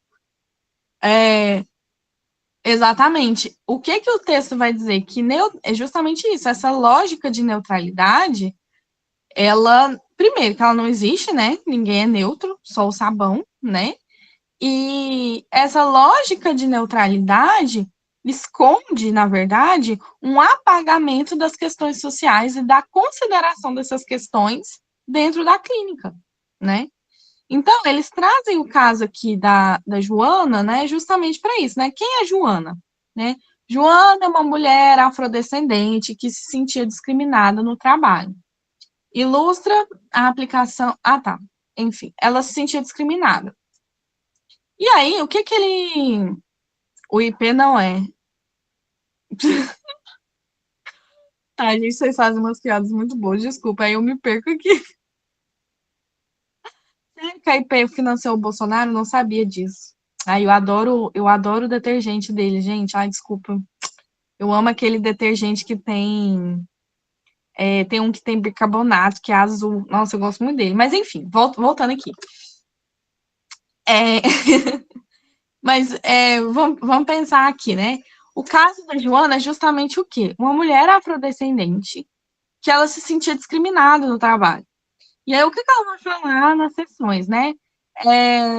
Que no trabalho, assim, se eu lembro bem do caso, vai dizer lá que ela falava que as pessoas falavam que ela era agressiva, que as pessoas não entendiam ela, que ela se sentia incompreendida, né? E aí, lá no caso que eles vão falar, eles vão dizer justamente o quê? Que no desenvolvimento das sessões, ela pôde perceber diversas questões. Quais? Aí aqui tá aqui, né? Primeiro, que ela começa a compreender que existe uma semelhança entre as surras que ela tomava na infância e os processos de submissão e escravidão da população negra, né? E que isso fez com que a Joana ressignificasse a experiência de violência que ela sofreu. Então, o que a Joana trazia? Que a infância dela foi difícil, que ela foi, não sei se é adotada, mas assim, que ela foi morar com os parentes, e aí esses parentes falavam que ela era a negrinha da família, e aí dava surra, batia nela. Então, assim, no processo terapêutico, ela começa a entender que isso que ela vivia, de apanhar, de ser chamada de negrinha, não era, né, só uma forma de educar, né, que existia dentro dessa forma de educar uma perpetuação de um racismo, né, de uma lógica escravocrata de tratar ela como se ela fosse uma empregada. Então, ela começa a entender isso, né? Aí, outra coisa que ela também entende, a identificação da reprodução dos modelos históricos em sua agressividade possibilitou a conscientização e a reorganização psíquica. Aí, o que ela começa a perceber? Que esse jeito que ela era, que as pessoas, né, entendiam como agressiva, tinha tudo a ver com, primeiro, essas violências que ela sofria, né, que tornavam ela essa pessoa que ficava mais na defensiva, mas que, ao mesmo tempo, né, essa lógica de dizer que ela é agressiva, que o jeito que ela fala é agressivo, que as coisas que ela faz são agressivas, aconteceu no trabalho, porque as pessoas também perpetuavam essa lógica racista, né, de colocar o negro como agressivo, violento e etc, né? Principalmente a mulher negra, né, como a louca, agressiva e tudo mais. Com isso, né, a Joana começou a argumentar mais o seu trabalho, a defender os seus direitos, né, e a agir de uma forma mais ativa no seu ambiente social. E aí, por isso que esse caso exemplifica essas questões, né, particulares, singulares, né, e universais dentro do processo terapêutico, né, que a gente vai explorar essa tríade melhor depois, mas assim, o que esse caso está mostrando?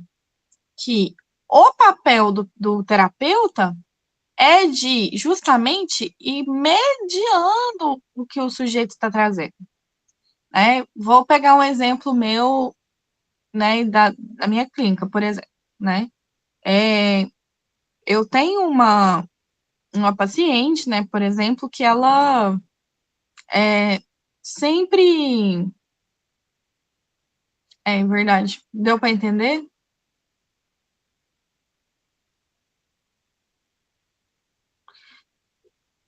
Eu vou dar um exemplo também do meu caso, de um caso meu, para vocês entenderem. Então, pensem assim.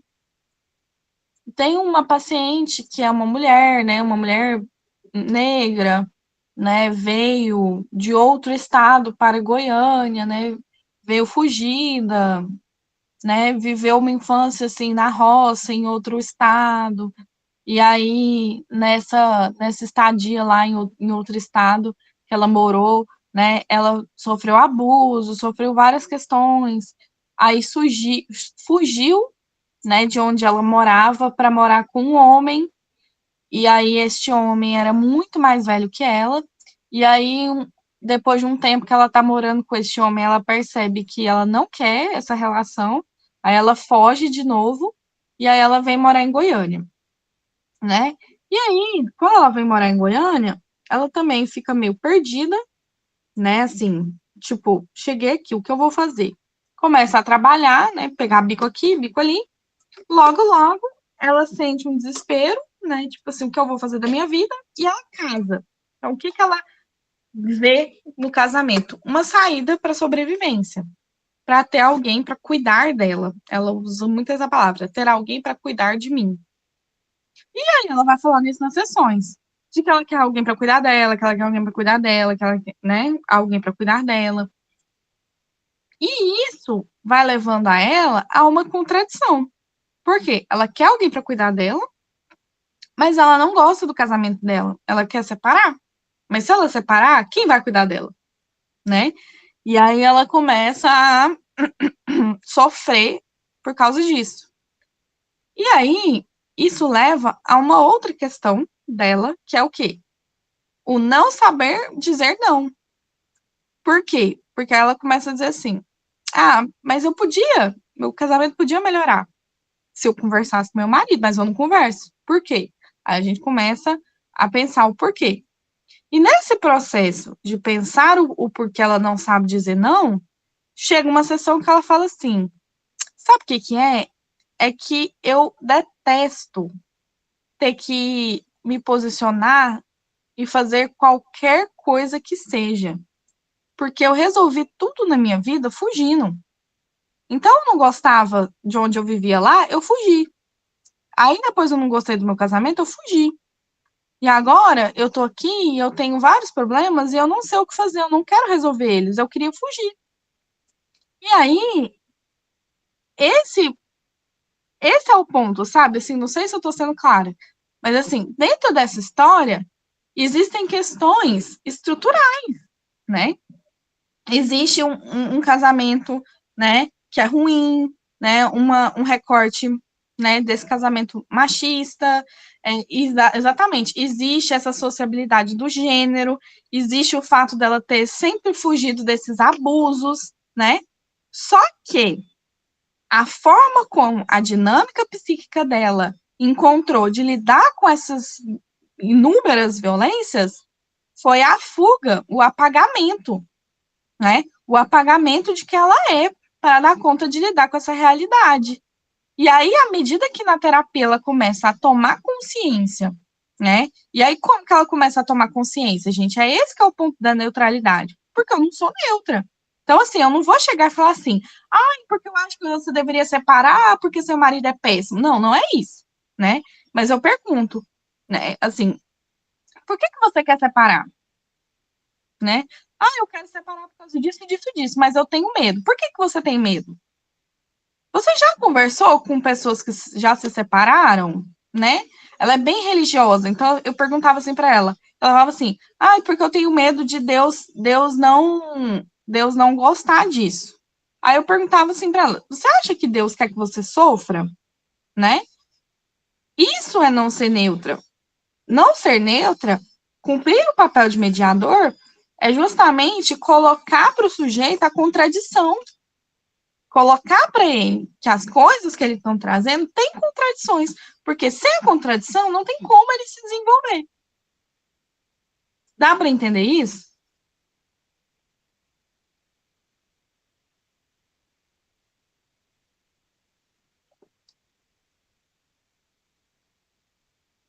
Né? Então, isso precisa ficar muito claro. Né? Não é que porque você não é neutro, que você vai chegar na sessão e ficar dando suas opiniões. Né? Opinião não é o mesmo que não ser neutro. Não ser neutro é ir sendo esse mediador, né, de mostrar para o sujeito essas contradições que ele precisa visualizar, né, a contradição, para que ele possa tomar as suas decisões também. Porque aí lá para frente a gente vai ver, né, que a dinâmica do psiquismo é o drama, né? E aí quem escolhe as coisas é o sujeito, né? Então, por exemplo, essa paciente minha continua no casamento. E eu, sinceramente, acho que para ela separar, a gente vai ter que fazer uns 7 anos de terapia, né? Mas é isso. Agora ela tem consciência de que a forma dela agir no mundo é fugir. Ela não tinha consciência disso, agora ela tem. De que o jeito que ela faz as coisas é isso, fugindo. Foge do conflito, foge de tudo, né? Não quer saber das coisas, se apaga. E aí, em sessões, ela também já chegou a falar, por exemplo, assim, nossa, realmente, né? Eu faço tudo que as pessoas querem. Como que as pessoas vão saber quem eu sou? Né? Se eu só faço tudo que as pessoas querem. Né? Então, esse é o processo que eu diria de conscientização. Da pessoa começar a perceber, começar a notar, né? Que na real, né? Tipo assim, a grande questão, né? É que elas precisam compreender a realidade, compreender quem elas são, para conseguir transformar a realidade. Enfim, tem outros slides aí, mas o que eu queria explanar é isso. Eu finalizei, né? Falei muito mais que 30 minutos, mas acho que foi ok, né, gente? E aí, o que mais que vocês têm para falar aí?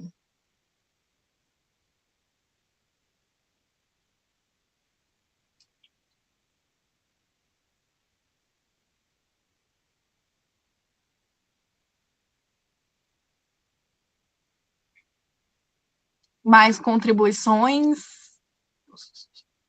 Fala aí, gente. Podemos. Você quer que eu fale ou você quer falar?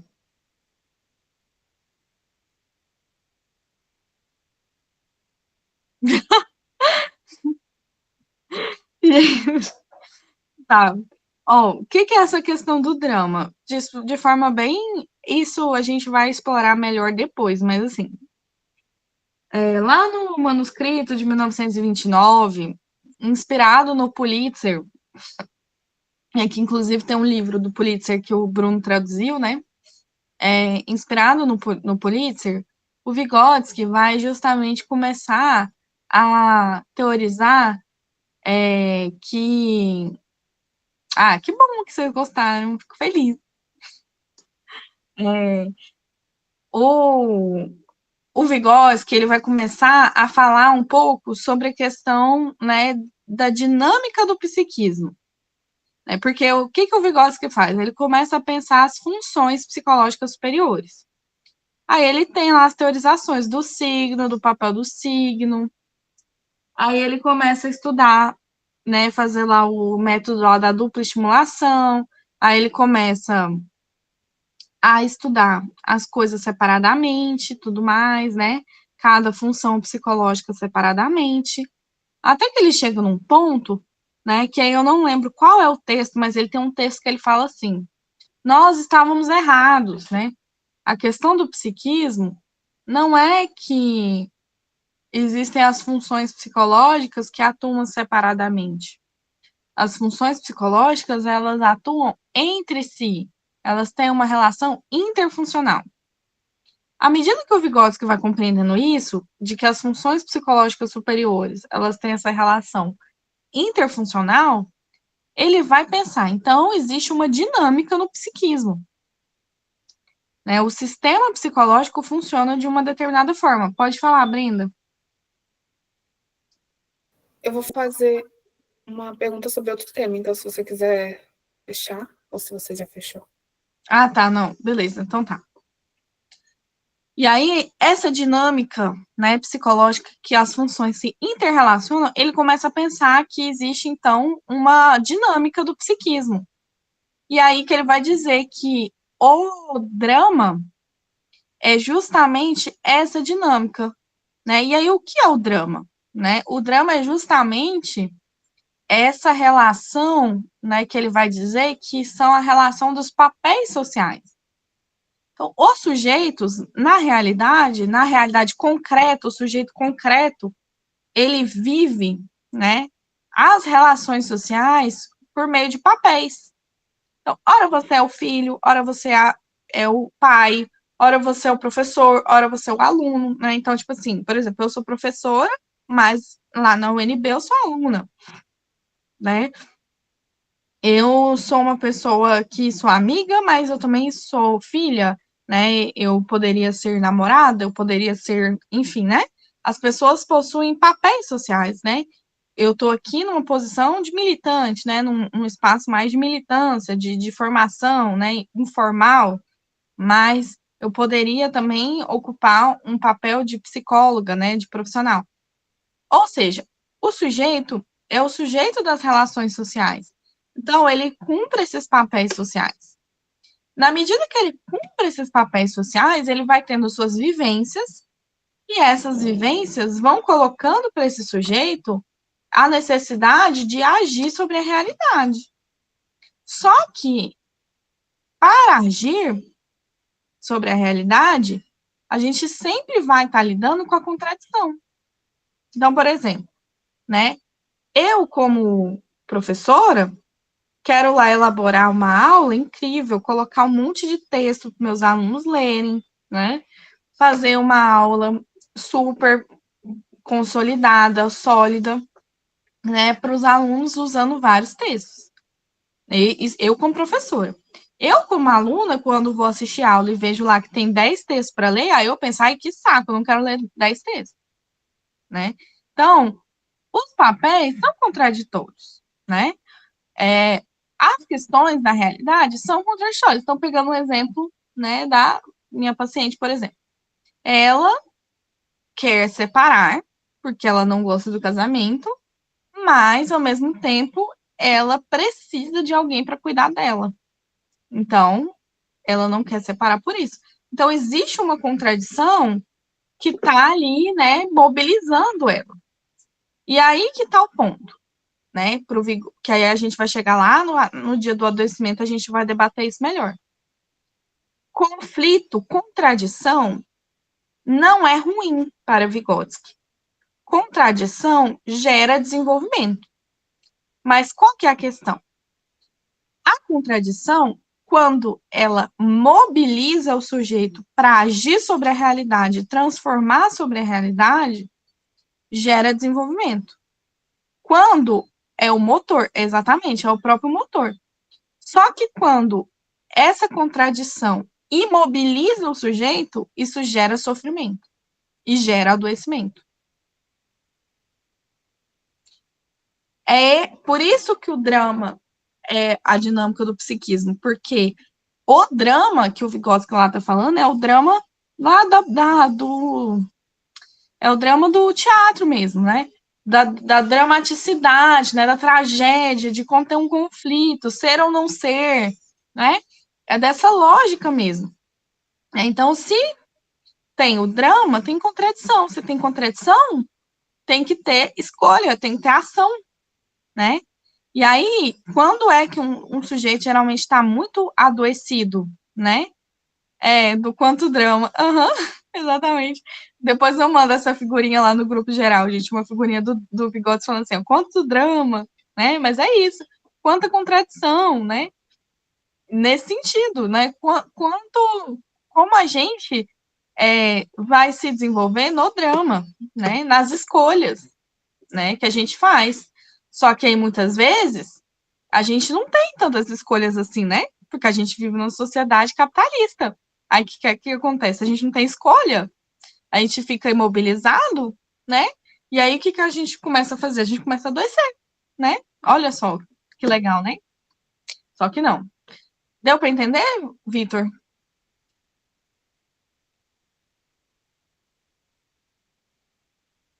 Brenda, pode falar, então.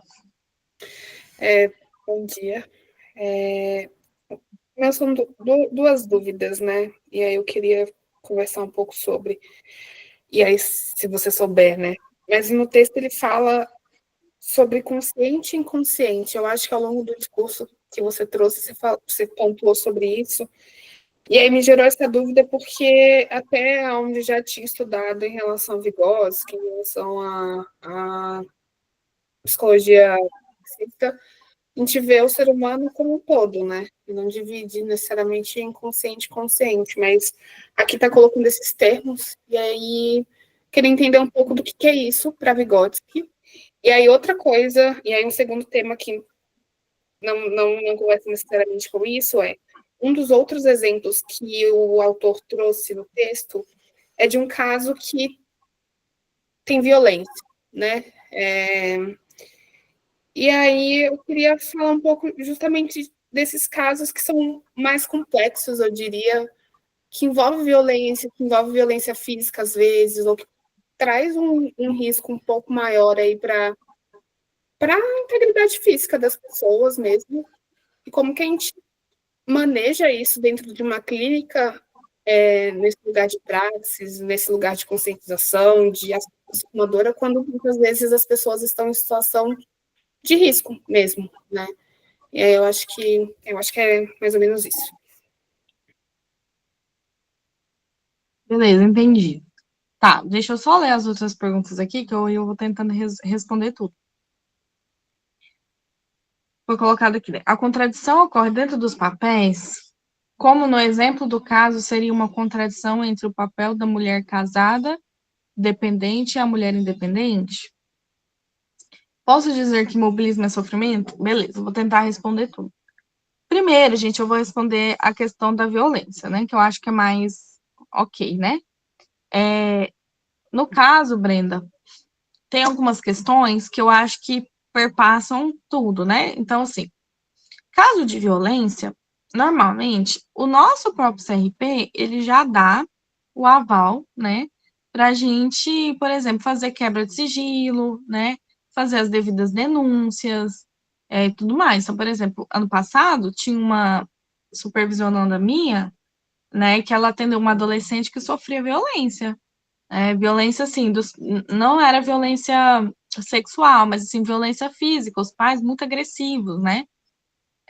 E aí, por exemplo, a gente viu, assim que a gente percebeu que ela estava vivendo esse tipo de violência, a gente já contatou o conselho tutelar, né? Então, essas questões, quando se trata desse tipo de violação, existem também protocolos que a gente precisa seguir, né? Independente da abordagem. Então, por exemplo, a pessoa está te relatando que ela sofre violência doméstica, que ela sofre abusos, você precisa também fazer ali um movimento de orientação dessa pessoa, né? Então, assim, falar para ela sobre, né, se for necessário, né? Falar para ela da Lei Maria da Penha, falar que ela precisa procurar, né? Que ela precisa procurar. Então, isso também acontece, tá? Uma outra paciente de uma aluna minha, era uma mulher diabética, né? Muito pobre, cara. Uma pessoa assim, muito, muito, muito. Ela não tinha dinheiro para pagar a passagem para ir para o atendimento. Pra você ter noção do nível de vulnerabilidade dela. E aí, ela não. Ela era diabética, mas ela não fazia tratamento porque ela não tinha dinheiro para pagar, né? Esse tratamento. E aí, a gente teve que tirar uma sessão para orientar ela o que ela deveria fazer. Você precisa procurar um postinho, não sei o quê, tem aqui a receita, você pode pegar as coisas de graça em tal lugar, você precisa ir no CRAI, você precisa, né? Essas orientações é importante serem dadas quando você perceber que a situação é de vulnerabilidade e tudo mais, né? Então, isso é um ponto. Agora, o manejo, né, ele continua sendo um manejo que vai lidar com a contradição. Porque realmente, às vezes, a pessoa, sei lá, tá sofrendo a violência, mas ela ainda não consegue sair desse ciclo de violência, né? Então, a gente também, como terapeuta, precisa ter paciência para entender que, assim, vamos lá, vamos mais uma vez, né? Eu sou uma pessoa que eu tenho muita dificuldade com isso, né? Minha limitação como terapeuta é isso.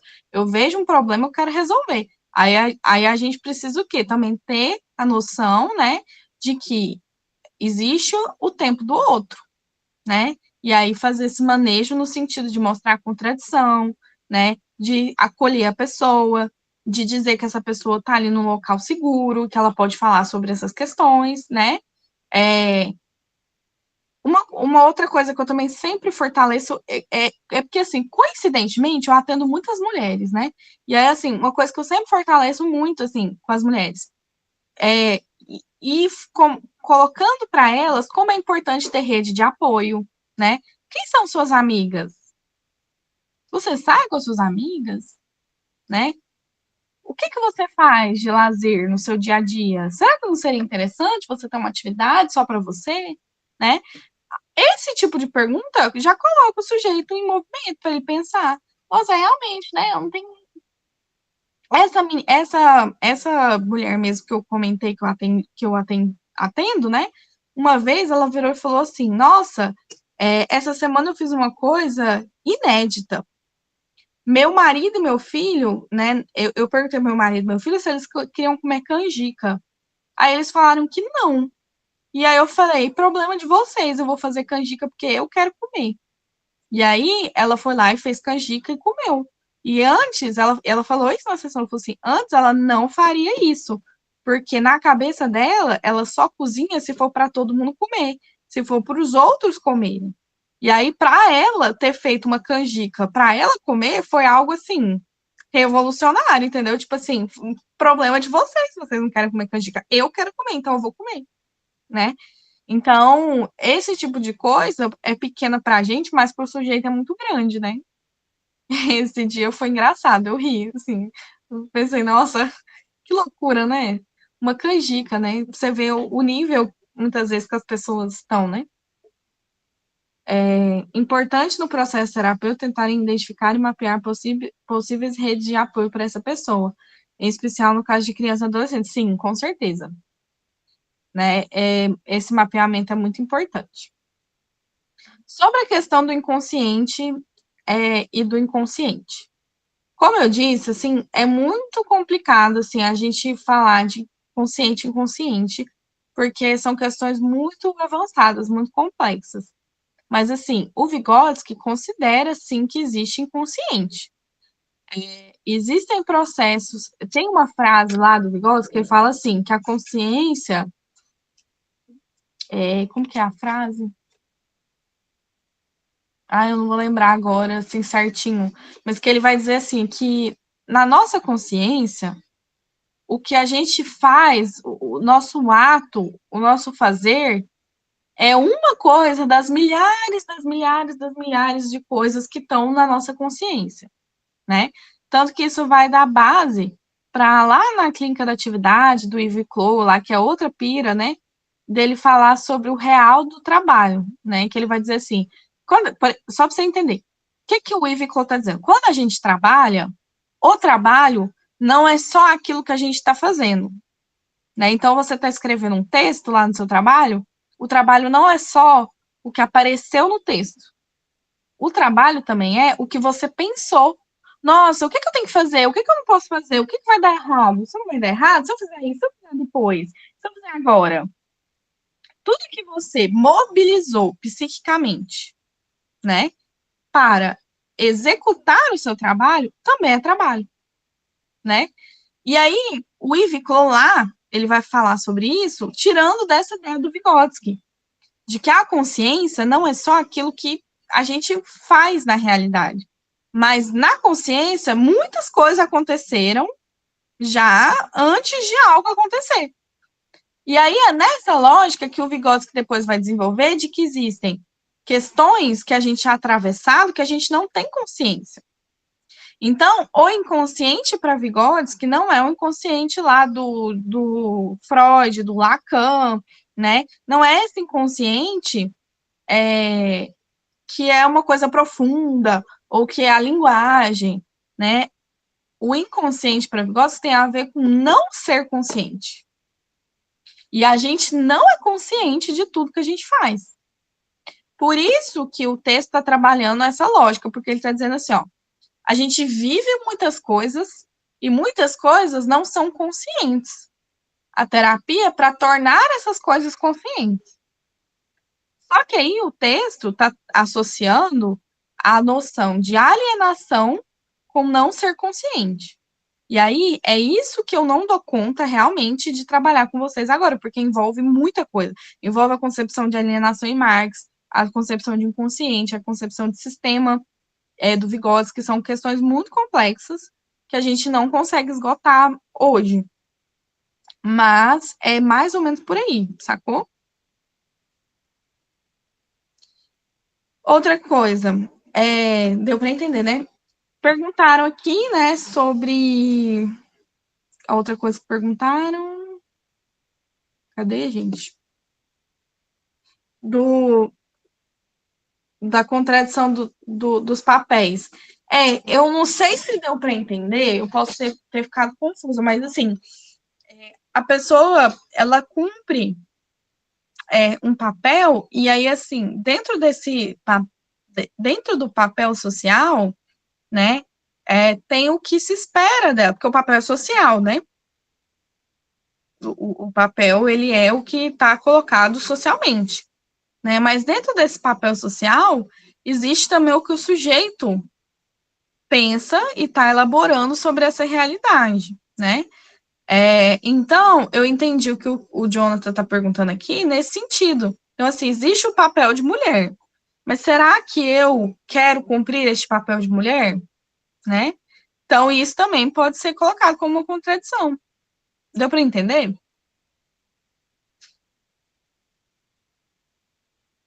Acho que deu, né? Aí, o Marcelo pergunta se o imobilismo é sofrimento. Olha, eu não sei se todo mundo concorda comigo, não, tá? Porque, assim, eu também falo de um lugar que eu tenho as minhas leituras do Vygotsky, né? Eu considero que o fato de você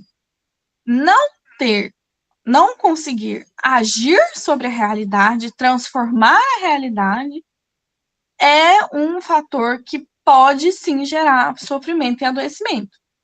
Então, nessa interpretação minha, o fato de existir um imobilismo é um fator de sofrimento, né? Então, assim, quando menos você pode agir sobre a realidade, transformar essa realidade, mais você vai sentir aquela sensação de impotência, né? E aí que volta a questão lá, né, do Vygotsky, porque o Vygotsky vai falar sobre as potências de ação, né, que ele tira lá do Spinoza, né, e potência de ação é a gente ser capaz de transformar a realidade. Então, na minha leitura, sim. Agora, eu não sei se isso é uma questão, eu realmente não sei, tá, gente? Se isso é uma leitura unânime, não. Mas é a minha leitura do Vygotsky.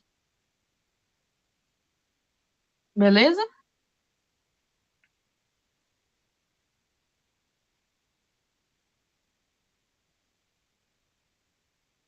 E eu também acho que faz bastante sentido.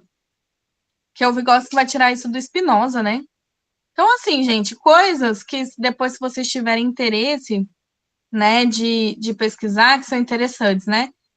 Entender um pouquinho o que é potência de ação para o Spinoza, né?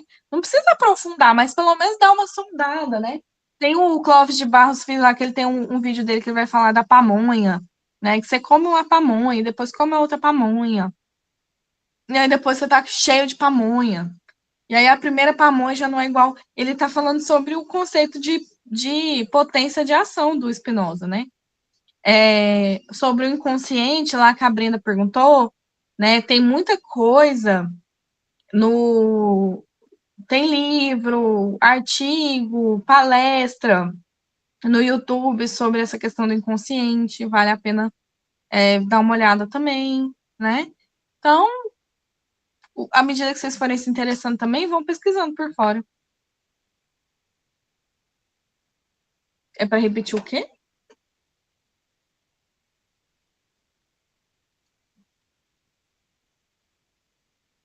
Ah, tá, sim, beleza. E aí, gente, o que eu tinha falado lá no começo do.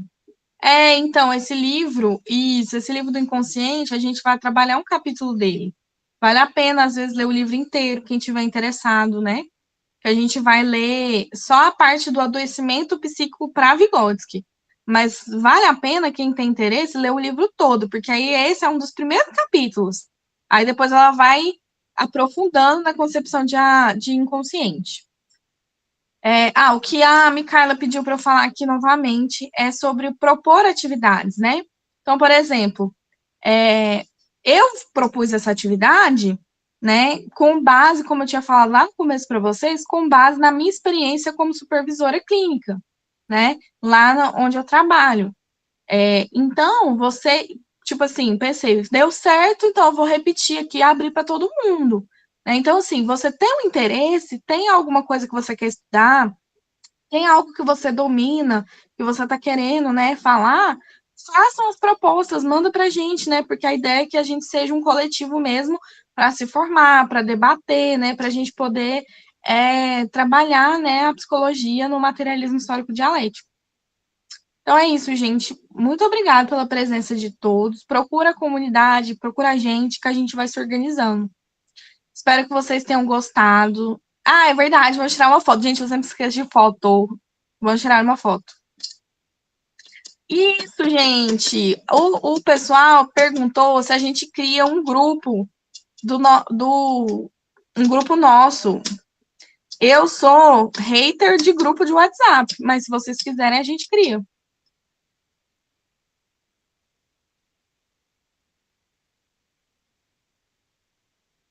Eu também acho, só se for temporário.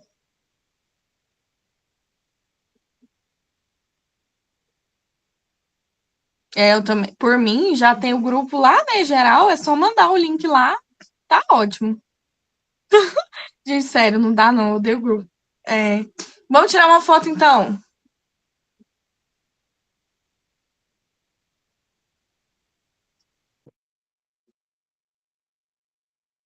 Quem puder aí abrir a câmera. Oi? Micaela, você tem que falar aí pra gente quando é pra tirar foto.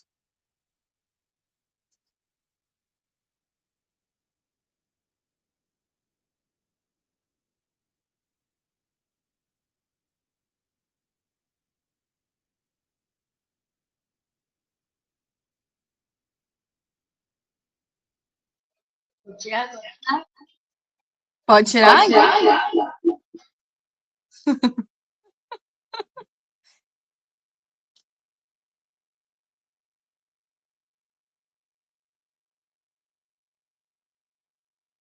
Foi? Tô travada aqui, igual a Anitta.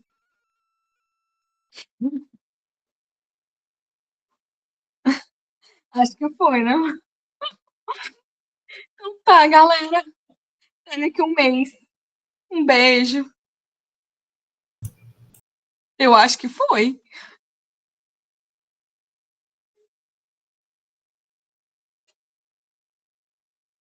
Até mais.